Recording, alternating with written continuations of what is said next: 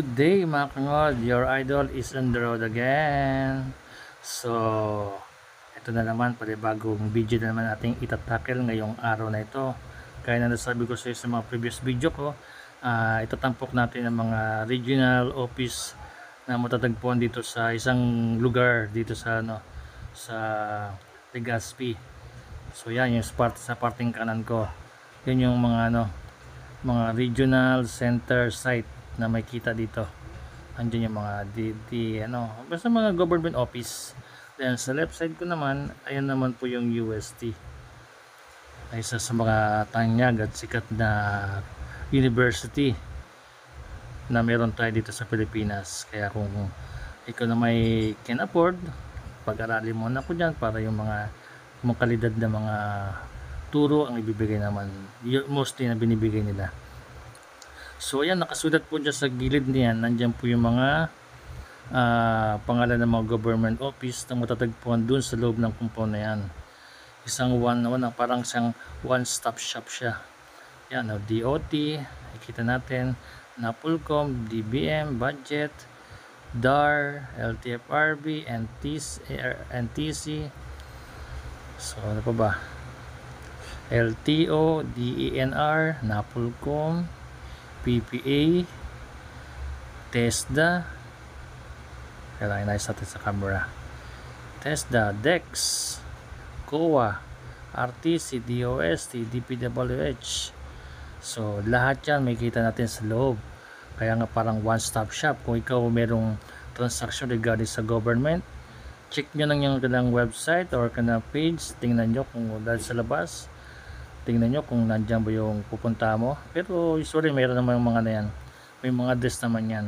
So isa pang pala mga lalabs na meron ditong Naval Force Southern Tagalog, dito po matatagpuan yan. Yun, yung sa dulong yun po yung Naval Force Southern Luzon, dito sa Bicol region. Dito matatagpuan po siya. Teka, zoom natin para makita nyo yung arco. Ayan po. Ayan po nakalagay. Naval Force Southern Luzon. Kaya one-stop shop talaga. Mga government office dito lang sa part na to. Hindi ko na mabasa yung iba di sa gilid eh. Hindi natin napokusan ng video kasi nga. Pero usually almost lahat nandito talaga. Compound po talaga to ng government office yan. Katulad yan, DENR, Department of Environment and Natural Resources. Itong part na to, itong kaliwa. So itong kabila naman, hindi ko na kita ko na to. Basta binaybay ko ng lugar na to. Saka nakikita nyo medyo hindi crowded at malinis ang danya. Hindi masyadong matao ngayon kasi nga Sunday ngayon.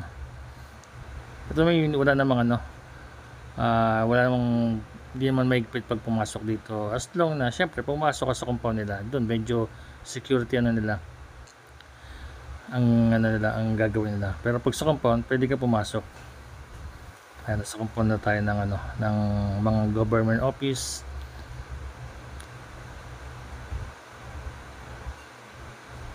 Kaya tinabasok ko na yun. Yan, basta binaybay ko lang to. Pero may mga possible na sabi dilipat daw dun sa ginagawang kwento lang yun siguro. Malaman natin sa mga susunod na kabanata na lang kung totoong may lilipat to. Pero hindi siguro mga lang yan, annex office lang siguro. Sayang naman kung tatanggalin nila, ginastusan na ng gobyerno yan eh. Siguro annex lang. So yan lang, dire-diretso lang tayo. Kasi doon sa dulo na yun, sa dulo na pupunta natin, merong isang bagong tourist attraction dito na ginawa, yung parang boulevard yan, tambayan, mga local tourists, ng mga residents. Meron ditong ginawang bagong parang pasyalan. Ang tawag na boulevard na tawag nila dito. So yan ang pupuntahan natin ngayon. Ayan. Basta baybayin lang natin ito, basta nasa loob lang tayo. Sa kabilang side, nandun yung pinaka main road. Dito tayo naman sa loob nila. Kasi hindi naman siya maigpit. So may mga residente sa part na to na malapit sa seashore. Yan lang guys, samahan nyo lang ako. At tayo mag-ikot-ikot lang dito sa lugar na to.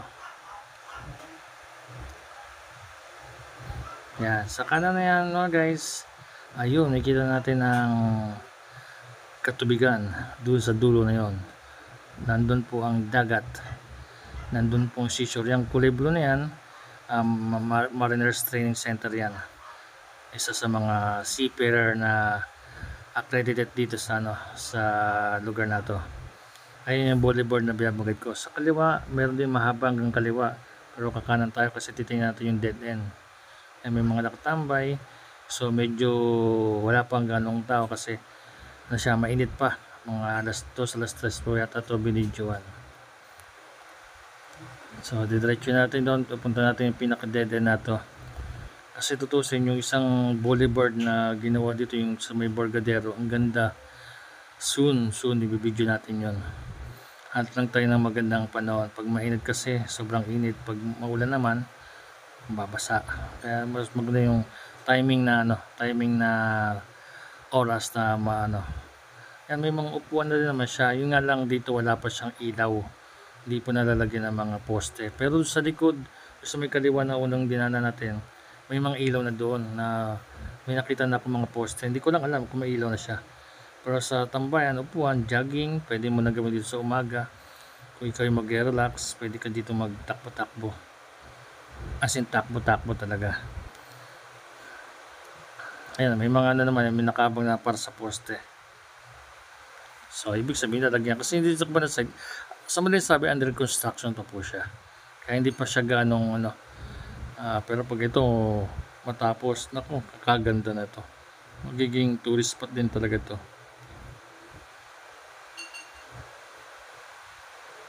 Ayan po, ayan, nandito na tayo, malapit na tayo sa pinaka dead end ng kalsadang to. Yan, hanggang dito po. So hindi natin alam kung anong plano ng Albay government, kung itutuloy pa ba ito, tatagos po hanggang doon. Abangan na lang natin yan. Basta ang alam natin, para sa ikabubuti naman ng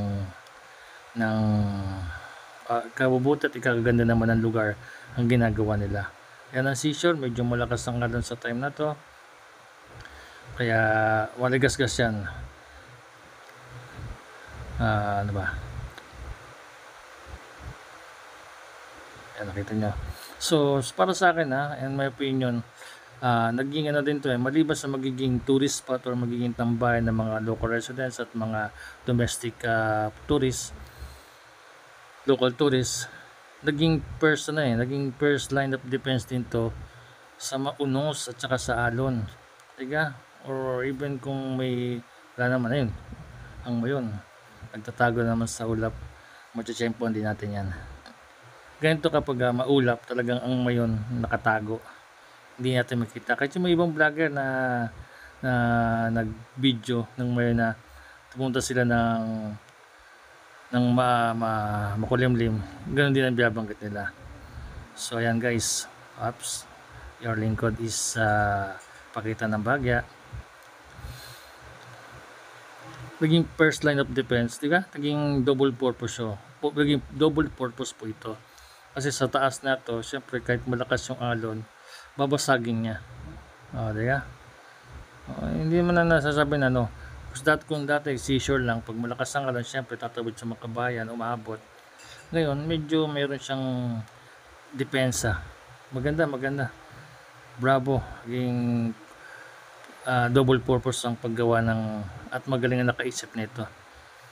Kumbaga dati lang parang napabayaan lang or hindi pang sinin, pero ngayon talagang tawin siya. Lakas ng alon yung araw na to. Mahangin siya ito siguro para sa mga mangingisda. Priority pa rin naman nila yung mga nangingisda kung saan ang dadaungan yan. Pero di silang ganyan. So sa part na yon, may gumagawa naman doon sa may pinaka open canal. Yan, di natin alam kung anong ginagawa nila dyan. Baka gumagawa din panibagong tulay para idudugtong dito. Opinion ko lang yan. Malay mo, soon may kita natin, meron na, diga. So ayan, diga. Ito yung ano, may mag-anak na nandoon, nagpapahinga. Magagawa mo kung anong gusto mo pag nandito ka. Magtambay-tambay ka, magpahangin ka. Yan lang, yun ang ating mga focus na video ngayon. Then sa sunod, punta ulit tayo ng bayan, ikutin natin yung mga madadaan. Nandito rin kasi malapit yung Padre Charts. Pag nasa highway tayo, madadaanan natin yon. Siguro tatampo ko sa sunod na video ko na yon. Yung paikot ng ano, paikot ng Legazpi. Yan, diga guys, kita yung mahaba to. Tansya ko, hindi ko sure, siguro mga 4 to 5 kilometer.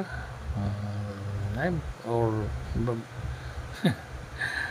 hindi ko sure. Basta mahaba siya hanggang sa kabilang side. Hindi ko pa napunin yung mga poste. Hindi ko pa alam kung ano yung meron sa kabila, pero alam ko may ginagawa din doon. Hindi mo tayo baka makistorbo pa tayo. So yan ang kalupaan, kabundukan, katubigan dito sa lugar na to. Diga, para na kayong mag sightseeing na lang. Basta para sa akin maganda double purpose yan. So tayo lalabas na, iikot ulit tayo. So guys, sa mga kung kayo nakaabot sa parte ng video ko na to, huwag nyo lang makakalimutan mag like, comment, share, and subscribe sa aking channel. Para huwag nyo kalimutan ng ring the bell para manotify po kayo sa mga bagong video pinupost ko. Hindi man tayo gano'ng kakilala, pero ang ating purpose naman para makapaghatid ng mga tanawin sa mga manonood. Hindi man tayo makapagbigay ng almost entertainment na maayos dahil nga tayo nag-umpisa pa lang, pero hopefully makapagbigay naman tayo ng mga review sa mga lugar na napupuntahan natin. Kung hindi pa kayo nakapunta at nakita nyo sa video ko, diba, at least nagkakaroon kayo ng idea sa lugar na to. So guys, paano? Hanggang dito na lang ko sa sunod ulit na video ko. Salamat sa inyo. Bye bye.